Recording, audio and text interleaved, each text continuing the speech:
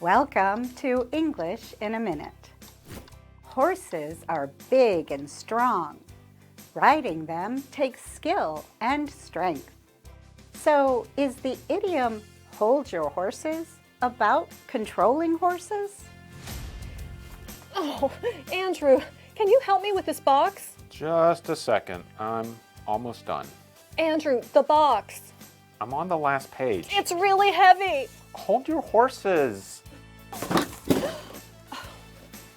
What's in the box? Horses. Hold your horses is a way of telling someone to wait, to be patient. It's very informal. And depending on how you say it, it could sound rude.